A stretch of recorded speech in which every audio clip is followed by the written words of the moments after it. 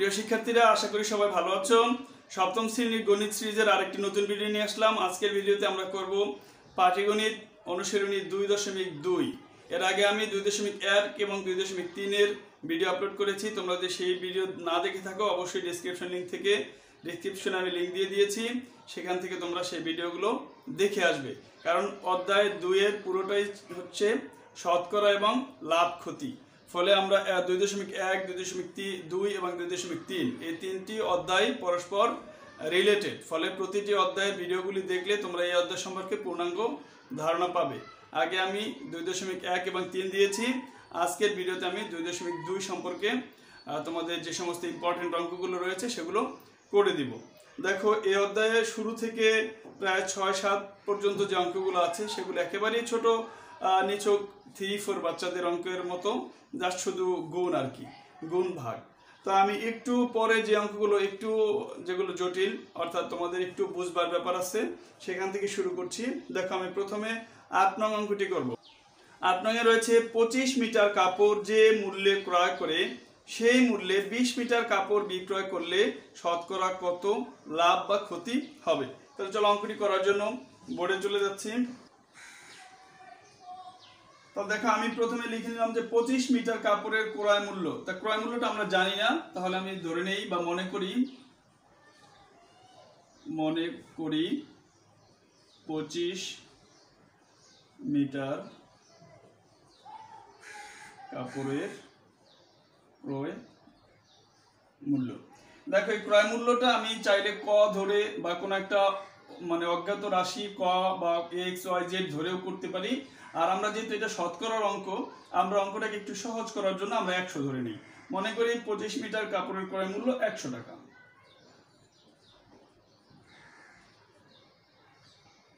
সুতরাং 1 মিটার কাপড়ের ক্রয় মূল্য দেখো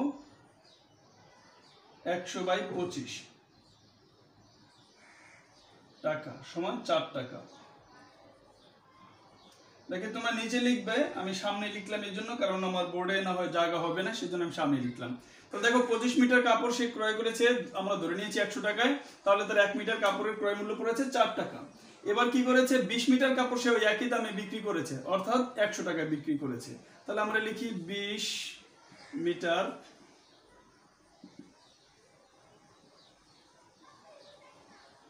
কাপড়ের বিক্রয় মূল্য সমান 100 টাকা। যেহেতু একই দামে বিক্রি করেছে, তাই বিক্রয় মূল্য 100 টাকা। তাহলে আমরা লিখব 1 মিটার কাপড়ের বিক্রয় মূল্য সমান 100/20 টাকা সমান 5 টাকা। তোমরা চাইলে এখানে 20 দিয়ে 100 যে ভাগ করেছি, এই কাটাকাটিটা এখানে 20 এবং 100 কেটে এখানে 5 লিখতে পারো, এখানে 20 এবং 100 কেটে 4 লিখতে পারো। এটা লেখা এবং না লেখার মধ্যে কোনো সমস্যা নেই। তোমাদের বুঝবার সুবিধার্থে তোমরা কাটতেও পারো অথবা না কেটে সরাসরি ভাগফল বসিয়ে দিতে পারো। এবার খেয়াল করো, এখানে ক্রয় মূল্য 4 টাকা এবং বিক্রয় মূল্য 5 টাকা। তাহলে আমরা জানি যদি বিক্রয় মূল্য বেশি হয় তাহলে লাভ হয়। তাহলে আমরা এখানে প্রশ্ন করেছে যে লাভ বা ক্ষতি হয়েছে, তাহলে আমাদের একটা উত্তর হলো যে এটা লাভ হয়েছে। আমরা লিখতে পারি যেহেতু বিক্রয় মূল্য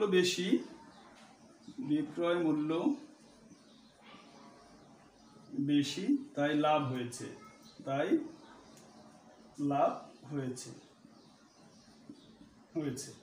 তাহলে লাভ সমান সমান কত? লাভ সমান সমান 5 বিয়োগ 4 সমান 1 টাকা। তাহলে লাভ হয়েছে কত? 1 টাকা। দেখো, আমরা সবসময় লাভ হোক কিংবা ক্ষতি হোক, সেই লাভ ক্ষতিটা আমরা শতকরা বের করি কিসের ভিত্তিতে? ক্রয় মূল্যের ভিত্তিতে। তাহলে এখানে ক্রয় মূল্য ছিল কত? 4 টাকা। তাহলে সে 4 টাকা ক্রয় মূল্যে সে কত লাভ করেছে? 1 টাকা লাভ করেছে। তাহলে আমাদের এখানে শতকরা লাভ বের করতে হবে, শতকরা মানে 100 টাকার মধ্যে লাভ বের করতে হবে। তাহলে আমি লিখব 4 টাকায় লাভ হয় সমান 1 টাকা। সুতরাং 1 টাকায় লাভ হয় 1/4 টাকা। সুতরাং 100 টাকায় 100 টাকায় লাভ হয় 1 গুণ উপরে 100 নিচে 4 টাকা। দেখো খুব সহজে আমরা ভাগটা করে ফেলতে পারবো। 4 কে যদি আমরা 100 কে যদি 4 দিয়ে ভাগ করি হবে 25, তাহলে 25 টাকা। দেখো তাহলে 100 টাকায় 25 টাকা লাভ হয়েছে, তাহলে আমরা কি লিখব? সুতরাং লাভ 25%। আমরা যখন এভাবে লাভ লিখবো তখন পার্সেন্ট সাইন দিয়ে শতকরার পরিবর্তে পার্সেন্টেজ সাইনটা ব্যবহার করব। আর যদি আমরা পূর্ণ বাক্যটা লিখি 100 টাকায় লাভ হয়, তখন আমরা লিখবো 25 টাকা, তখন আর পার্সেন্টেজ চিহ্নটা দিব না। তাহলে আমাদের যেহেতু বলছে শতকরা কত লাভ বা ক্ষতি হয়েছে, আমরা বের করে ফেলছি উত্তর, মানে শতকরা 20 টাকা 25 টাকা লাভ হয়েছে, অর্থাৎ লাভ 25%। তাহলে উত্তর লাভ 25%। 5 টাকায় 8টি আমলকি ক্রয় করে 5 টাকায় 6টি আমলকি বিক্রয় করলে শতকরা কত লাভ বা ক্ষতি হবে? তাহলে দেখো 5 টাকায় 8টি আমলকি ক্রয় করেছে, তাহলে 8টি আমলকির ক্রয় মূল্য কত? 5 টাকা। দেখো 8টি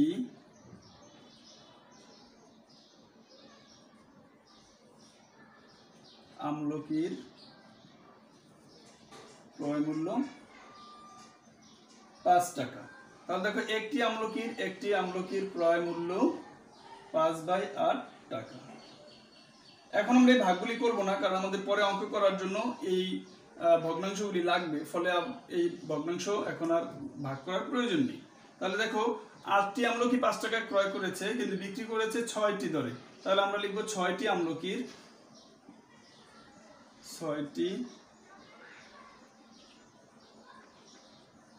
আমলকির বিক্রয় মূল্য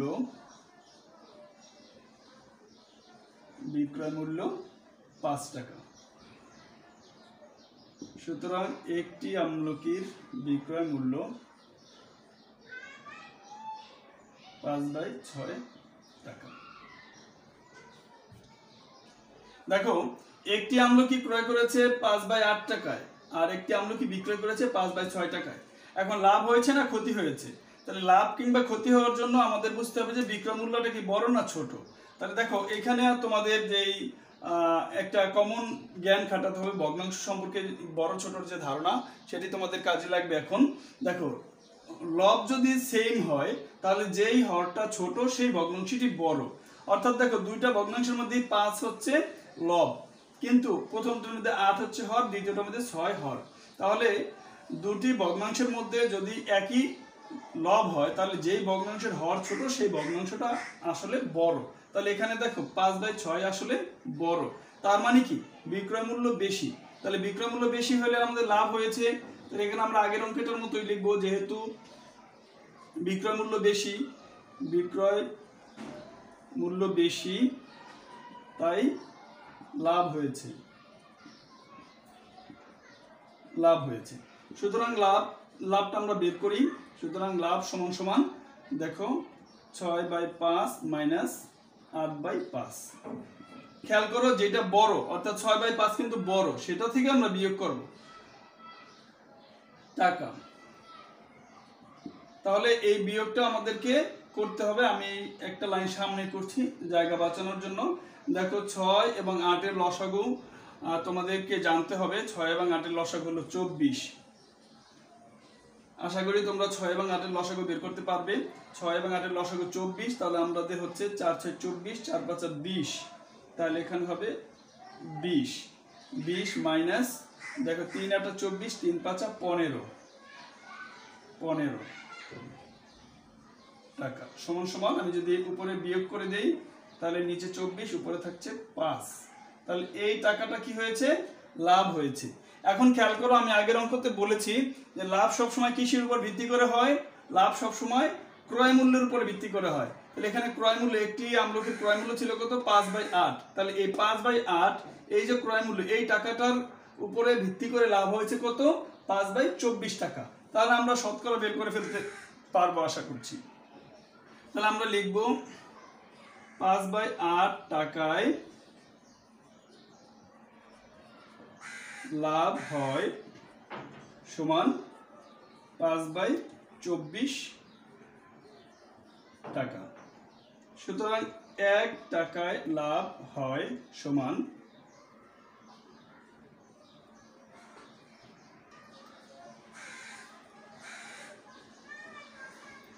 তাহলে দেখো 1 টাকায় লাভ হয় সমান, এখন এখানে আমরা এই দেখো সামনে ভগ্নাংশ আছে এবং এটাও বাম দিকে ভগ্নাংশ আছে, তাহলে ভগ্নাংশ থাকলে এই লেখাটা এটার সময় আমাদের একটু খেয়াল করে লিখতে হবে এই ভাগটার সময়, কারণ আমরা এখানে ভাগ চিহ্ন দিয়ে লিখবো না, আমরা এখানে গুণ আকারে লিখবো, তাই এই ভগ্নাংশটি পরিবর্তন হয়ে যাবে, হরটি লব হয়ে যাবে এবং লবটি হর হয়ে যাবে। তাহলে আগে প্রথমে আমরা এই ডান পাশের এই অংশটা লিখে নিই, দেখো 5 আছে উপরে, নিচে আছে 24। এবার আমরা গুণ চিহ্ন দেই, গুণ চিহ্ন দিয়ে দেখো এখানে যে নিচে 8 আছে এই 8 উপরে চলে যাবে, আর এখানে উপরে যে 5 আছে এই 5 নিচে চলে আসবে টাকা। এবার আমরা যেহেতু শতকরা বের করব তাহলে আমরা লিখব সুতরাং 100 টাকায় লাভ হয় সমান 100 উপরে গুণ দিয়ে দিব, যেহেতু 100 টাকায় বেশি লাভ হবে, তাহলে 5 গুণ 8 গুণ উপরে 100 আর নিচে দেখো 24 গুণ 5। এবার দেখো এই 5 দিয়ে চাইলে আমি এই 5 কে কেটে দিতে পারি, এই 8 দিয়ে চাইলে আমি এই 24 কে 3 8 24, 8 দিয়ে যদি আমি 24 কে ভাগ করি তাহলে 3। তাহলে দেখো খেয়াল করো এখানে উপরে থাকতেছে 100 আর নিচে থাকতেছে 3।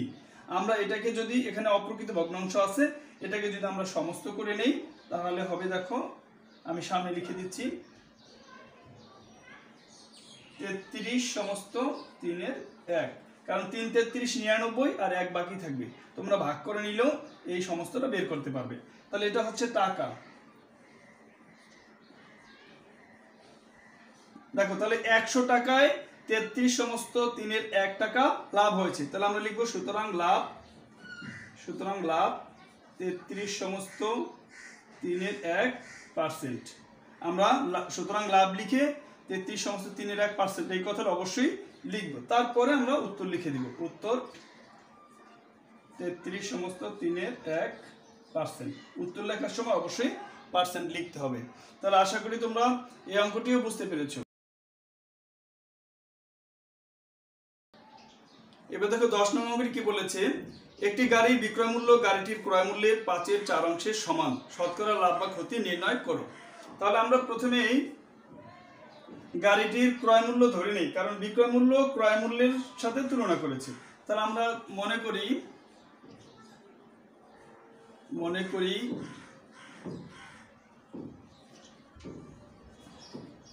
গাড়িটির ক্রয় মূল্য 100 টাকা। দেখো এটা আগের অঙ্কটাতে আমি বলেছিলাম যে ক্রয় মূল্যটাকে যখন আমরা ধরে নিব তখন আমরা যে কোনো একটা অক্ষর ক খ বা এক্স ওয়াই জেড ধরে নিতে পারি, সেই ক্ষেত্রে অঙ্কটা তোমাদের জন্য একটু জটিল হবে। আর যদি আমরা 100 ধরে নেই, মানে সংখ্যা ধরে নেই, তাহলে সহজ হবে অঙ্কটা করতে।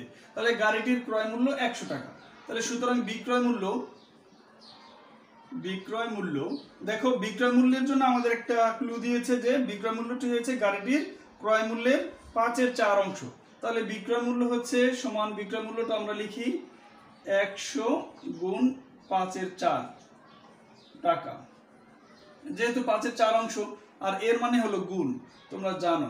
তাহলে আমরা যদি এটাকে সহজ করে গুণটা করে ফেলি, দেখো এই 5 দিয়ে যদি আমি 100 কে যদি ভাগ করি তাহলে হয় 20, এই 20 যদি আমি 4 দিয়ে গুণ করি তাহলে হয় 80 টাকা। এখন খুব সহজেই তোমরা বুঝতে পারবে কোন একটা জিনিস যদি 100 টাকা ক্রয় করে 80 টাকা বিক্রি করে তাহলে অবশ্যই তার ক্ষতি হবে। তাহলে আমরা এখানে লিখব যেহেতু বিক্রয় মূল্য কম তাই ক্ষতি হবে, ক্ষতি হয়েছে বা হবে, ক্ষতি হবে। তাহলে সুতরাং ক্ষতি সমান 100 মাইনাস 80 টাকা সমান 20 টাকা। দেখো এই ক্ষতিটা 20 টাকা যে ক্ষতি হয়েছে, সেই ক্ষতিটা কত টাকার মধ্যে হয়েছে, 100 টাকার মধ্যে, কারণ আমরা ক্রয় মূল্য 100 টাকা ধরে নিয়েছিলাম। তাহলে আমাদের আর ঐকিক নিয়ম করার প্রয়োজন পড়ছে না, কারণ আমরা ক্রয় মূল্য ধরে নিয়েছিলাম 100 টাকা, আর আমাদের শতকরা বের করতে বলেছে। তাহলে আমরা এখানে লিখে দিতে পারি সুতরাং 100 টাকায় ক্ষতি হয়েছে 20 টাকা। এই লাইনটি লেখার মাধ্যমে আমাদের শতকরা বের করা হয়ে গেল। এবার আমরা আরো সংক্ষেপ করতে পারি, সুতরাং ক্ষতি 20%। উত্তর 20%। খুব সহজেই আমরা অঙ্কটি করে ফেললাম। দেখো এরপর আমরা 11 নং অঙ্কটি করব। একটি দ্রব্য 400 টাকায় বিক্রয় করলে যত ক্ষতি হয় 480 টাকায় বিক্রয় করলে তার 3 গুণ লাভ হয়। দ্রব্যটির ক্রয় মূল্য নির্ণয় করো। দেখো এখানে বিক্রয় মূল্য, লাভ এবং ক্ষতি দুটি সংখ্যায় দেওয়া আছে, কিন্তু ক্রয় মূল্য দেওয়া নেই। তাহলে আমরা ক্রয় মূল্যটি ধরে নেই। তাহলে মনে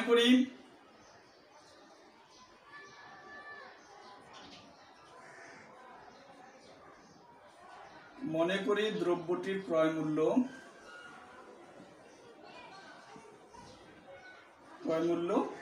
ক টাকা।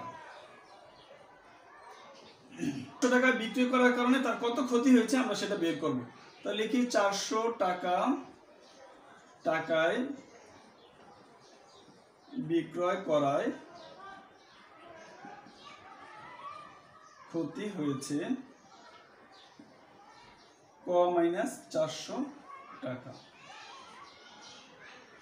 একটু খেয়াল করো, 400 টাকা বিক্রি করার কারণে তার ক্ষতি হয়েছে। তার ক্ষতি যেহেতু হয়েছে, তার মানে ক্রয় মূল্য হলো বিক্রয় মূল্যের চেয়ে বড়, সেই জন্য ক থেকে 400 বিয়োগ হয়েছে। এবার দেখো সে যদি লাভ করছে কত, 480 টাকায় যদি সে লাভ করে, তাহলে আমরা এবার লিখি আবার 480 টাকায় বিক্রয় করলে লাভ হয়। কত লাভ হবে? 480 মাইনাস ক টাকা। খেয়াল করো এইখানে যেহেতু লাভ করেছে, তার মানে 480টা তার ক্রয় মূল্য মানে ক্রয়ের চেয়ে বড়। তাহলে লাভটা বের করবো কিভাবে? আমরা 480 থেকে ক বিয়োগ করব। দেখো এই দুটি ক্ষেত্রে আমরা বিয়োগ না করে একটা সমীকরণ তৈরি করব। আমাদের কাছে বলা আছে যে এই 480 টাকা যদি বিক্রি করে তাহলে তার 3 গুণ লাভ হয়। যেই টাকা ক্ষতি হইতো তার চেয়ে 3 গুণ লাভ হইতো।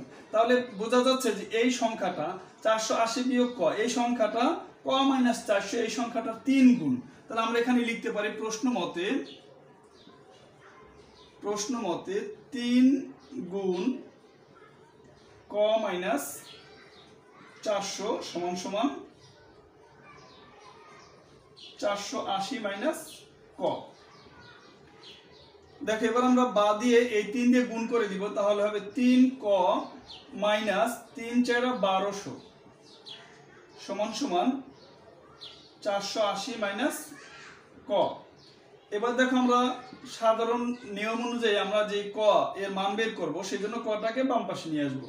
তাহলে 3 ক মাইনাস প্লাস ক। প্লাস কেন? দেখো এই ক ডান পাশে সমান সমানের ডান পাশে আছে মাইনাস আকারে, অর্থাৎ এই পাশে বিয়োগ থাকলে এই পাশে এসে যোগ হয়ে যাবে। সমান সমান 480 যোগ 1200। 1200 যোগ হয়ে গেল কেন? কারণ 1200 বাম পাশে মাইনাস ছিল, মানে বিয়োগের ছিল, বাম পাশ থেকে ডান পাশে যাওয়ার কারণে যোগ হয়ে গিয়েছে। তাহলে এখানে দেখো বাম পাশের ক কে আমরা ডান পাশের ক কে বাম পাশে এনেছি, বাম পাশে যে সংখ্যা ছিল 1200 সেটাকে আমরা ডান পাশে নিয়ে গিয়েছি। আর এই পক্ষ চেঞ্জ করার কারণে, পরিবর্তন করার কারণে আমাদের সাইন মানে ওর প্লাস মাইনাসটাও পরিবর্তন হয়েছে। তো আমরা এখানে একটা সাইড নোট দিতে পারি যে কেন আমরা এটা করেছি বা কোন নিয়মে এটা করেছি। তখন এটা হবে পক্ষান্তর করে, মানে আমরা এক পক্ষের একটা পদকে অন্য পক্ষে নিয়ে গিয়েছি। দেখো বা এবার আমি যোগ করে দিই, 3 ক আর একটা যোগ করলে হয় 4 ক। এখানে যোগ করলে কত হয় দেখো, 1200 আর 480 মানে 1680। বা এবার আমি ক এর মান বের করব, তার জন্য আমি এই 4 কে ডান পাশে নিয়ে যাব। যেহেতু ক এর সাথে 4 গুণ অবস্থায় আছে, এই পাশে গেলে ডান পাশে গেলে ভাগ হয়ে যাবে। তাহলে 1680 উপরে হবে, নিচে হবে 4। 4 দিয়ে যদি 1680 কে আমি ভাগ করি, তাহলে দেখো 4 4 16, 4 2 8 আর একটা শূন্য বসে যাবে, তাহলে 420। তাহলে আমরা ক্রয়ের মান পেয়ে গেলাম 420। সুতরাং দ্রব্যটির ক্রয়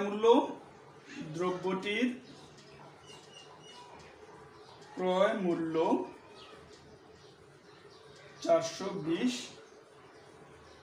টাকা। উত্তর 420 টাকা। আশা করি তোমরা অঙ্কটি বুঝতে পেরেছো। দেখো এখানে প্রত্যেকটি অঙ্ক করার পরে তার উত্তর যখন আমরা পেয়ে যাই তখন কিছু ট্রিক্স আছে, যে ট্রিক্সটা ব্যবহার করে তুমি নিজেই বুঝতে পারবা যে তোমার অঙ্কটি সঠিক হয়েছে কিনা। তার একটি ট্রিক্স আমি আজকে তোমাদেরকে শিখিয়ে দিচ্ছি। দেখো প্রশ্নের মধ্যে বলেছিল যে 400 টাকা বিক্রি করলে তার যেই ক্ষতি হয় আর 480 টাকা বিক্রি করলে তার 3 গুণ লাভ হয়। এবার খেয়াল করো, জিনিসটার ক্রয় মূল্য আমরা বের করলাম 420 টাকা। তাহলে যদি সে 400 টাকায় বিক্রি করে থাকে তাহলে তার কিন্তু 20 টাকা ক্ষতি হইতো। তো যদি সে 480 টাকায় বিক্রি করে থাকে তাহলে দেখো 420 বিয়োগ করে তার 60 টাকা লাভ হয়। তাহলে 20 টাকা ক্ষতি হইতো, লাভ হয় 60 টাকা, তাহলে 20-এর 3 গুণ হলো 60। তাহলে দেখো তোমরা এভাবেও তোমাদের যেই অঙ্কের মধ্যে যে বিবরণটা থাকবে সেই বিবরণটা থেকে তোমরা এই ট্রিক্সগুলো ফলো করে যখন তোমরা ম্যাথ ভালো করে বুঝতে পারবা তখন তোমরা নিজেরাই বুঝতে পারবা যে তোমার অঙ্কটি সঠিক হয়েছে কিনা, তুমি যে উত্তরটা বের করেছো সেটা একজ্যাক্টলি সঠিক কিনা। কারণ তুমি যখন এক্সাম দিবে তখন কিন্তু তোমার উত্তর মিলিয়ে দেখার কোনো সুযোগ নেই, কারণ তোমার কাছে তো অ্যান্সার শিট থাকবে না। তাহলে তুমি যদি এই ট্রিক্সগুলি জানো, অর্থাৎ অঙ্ক যদি তুমি ভালো করে বুঝতে পারো, তাহলে তুমি নিজেই কনফিডেন্টের সাথে বলতে পারবে যে না আমার অঙ্কটি সঠিক হয়েছে। আশা করি বুঝতে পেরেছো সবাই। দেখো এরপর আমরা 13 নং অঙ্কটি করবো। 13 নং বলেছে মাইশা প্রতি মিটার 20 টাকা ধরে 15 মিটার লাল ফিতা ক্রয় করলো, ভ্যাটের হার 4 টাকা। হার মানে হলো শতকরা, মানে 100 টাকা 4 টাকা ভ্যাট দিতে হবে তাকে। সে দোকানিকে বা দোকানদারকে 500 টাকার একটি নোট দিল, দোকানদার বা দোকানি তাকে কত টাকা ফেরত দিবে? তাহলে আগে আমাদের বের করতে হবে যে সে মোট কত টাকার জিনিস ক্রয় করে। লিখে ফেলি 15 মিটার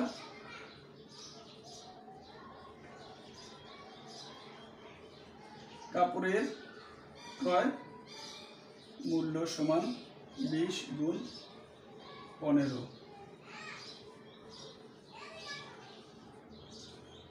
খেয়াল করো, আমরা লিখতে পারতাম 1 মিটার কাপড়ের দাম 20 টাকা, সুতরাং 15 মিটার কাপড়ের দাম তারপর গুণ করে দিতে পারতাম। তো সেটা খুব বেশি প্রয়োজন নেই, কারণ তোমরা এখন উপরে ক্লাসে উঠেছো, তোমরা অঙ্ক যে জিনিসটা বলেছে সেটা সরাসরি বের করতে পারলি, সেটাই বরঞ্চ স্মার্ট পদ্ধতি। তাহলে দেখো 15 মিটার কাপড়ের মূল্য 20 গুণ 15 সমান 300 টাকা। তাহলে এখন এই 300 টাকা কাপড়ের দাম, এর সাথে আর কি যোগ হবে? তাকে ভ্যাট দিতে হবে। তোমরা অনেকেই জানো যে কোনো সুপার শপ থেকে আমরা যদি কোনো জিনিস কেনাকাটা করি, জিনিসের গায়ে যে মূল্যটা থাকে তার সাথে ভ্যাট প্লাস করতে হয়। তাহলে আমরা এখন ভ্যাটটা বের করব। দেখো 4% ভ্যাট হলে তাহলে 100 টাকায়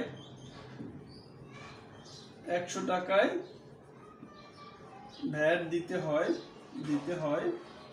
4 টাকা। দেখো 100 টাকায় 4 টাকা ভ্যাট দিতে হয়, সুতরাং 1 টাকায় ভ্যাট দিতে হয় 4/100 টাকা। সুতরাং সে তার যে কাপড়ের দাম কত? 300 টাকা। তাহলে তাকে 300 টাকায় ভ্যাট দিতে হবে, 300 উপরে গুণ হয়ে যাবে, 4 গুণ 300 নিচে 100 টাকা। খুব সহজ, দেখো আমি 100 দিয়ে 300 কে ভাগ করে দিলাম, 3 হবে, তাহলে 3 4 12 টাকা। দেখো এই 12 টাকাও কিন্তু তাকে দিতে হবে। তাহলে তাকে তার কাপড়ের দাম 300 টাকা আর ভ্যাট হলো 12 টাকা। তাহলে আমি লিখে ফেলি ভ্যাট সহ কাপড়ের দাম সমান 300 প্লাস 12 টাকা সমান 312 টাকা। তাহলে তাকে 312 টাকা দিতে হবে। সে দোকানদারকে যদি 500 টাকার নোট দেয় তাহলে আমরা খুব সহজে বিয়োগ করে বের করে ফেলতে পারবো দোকানদার থেকে কত ফেরত দেবে। সুতরাং দোকানি ফেরত দেবে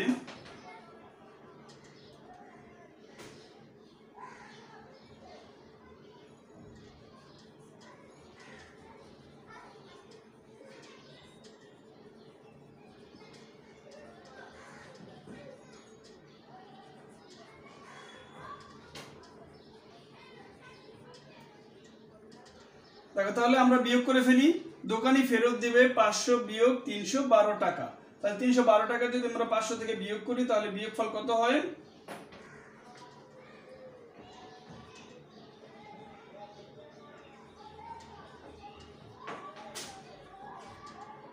188 টাকা, তো হবে 188 টাকা।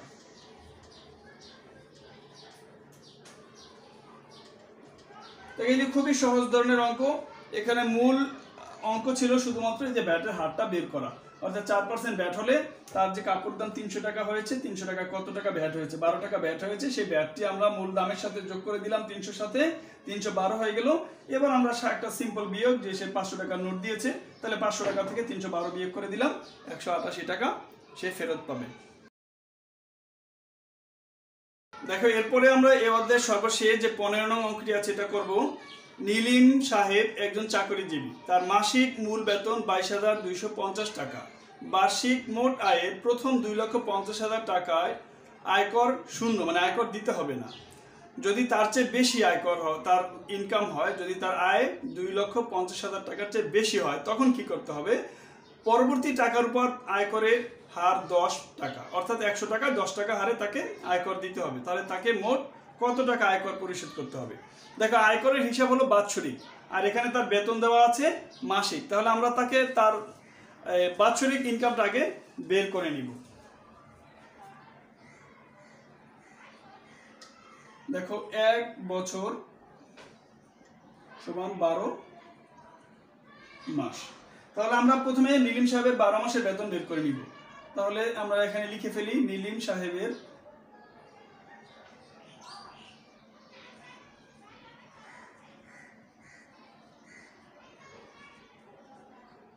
সাহেবের বার্ষিক আয়।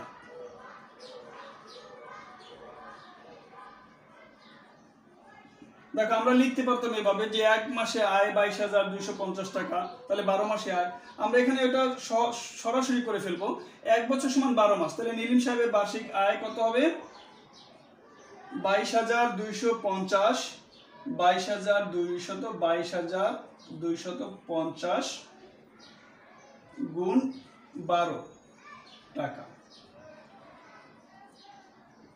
দেখো 12 দিয়ে গুণ দিয়েছি, কারণ 1 বছর যেহেতু 12 মাস, তাহলে বার্ষিক আয় হবে 12 দিয়ে আমরা গুণ দিয়েছি। আমি এখন গুণফলটা এখানে বসিয়ে দিচ্ছি। তোমরা গুণটি রাফ করে নিবা, অথবা বাসায় বসে যদি করো তাহলে তোমরা ক্যালকুলেটর ব্যবহার করতে পারো। তাহলে 22,250 টাকা গুণ 12 মাস, তাহলে তার বার্ষিক ইনকাম হলো বা বার্ষিক আয় হলো 2,67,000 টাকা।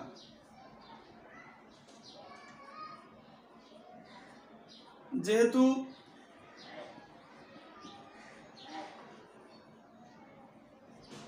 $2,50,000 টাকা পর্যন্ত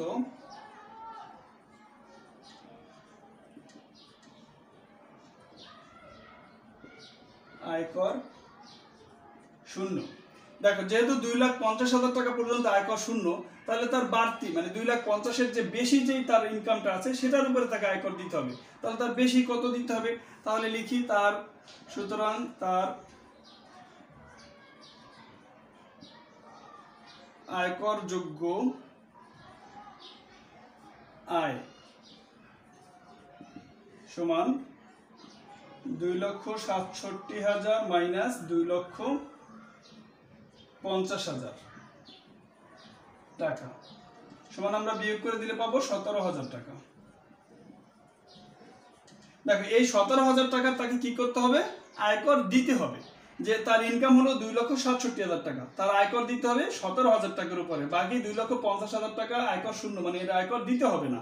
তাহলে এবার দেখো আয়করের হার কত? 10 টাকা। তাহলে আয়কর হার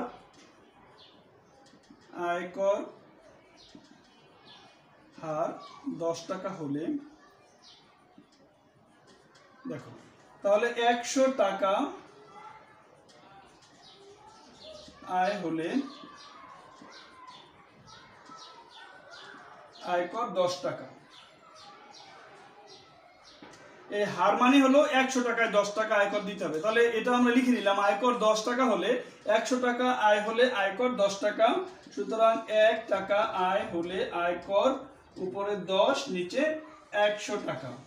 তাহলে তার কত টাকার আয়কর দিতে হবে? 17,000 টাকা।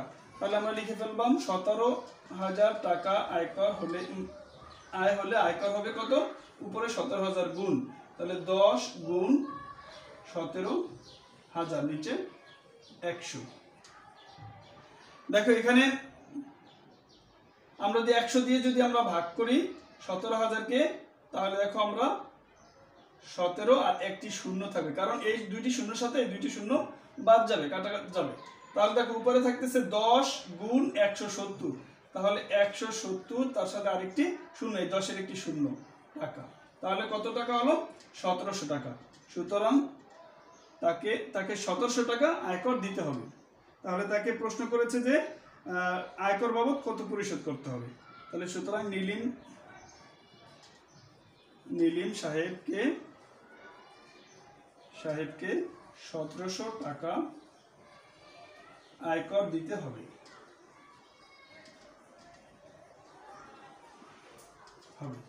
উত্তর 1700 টাকা।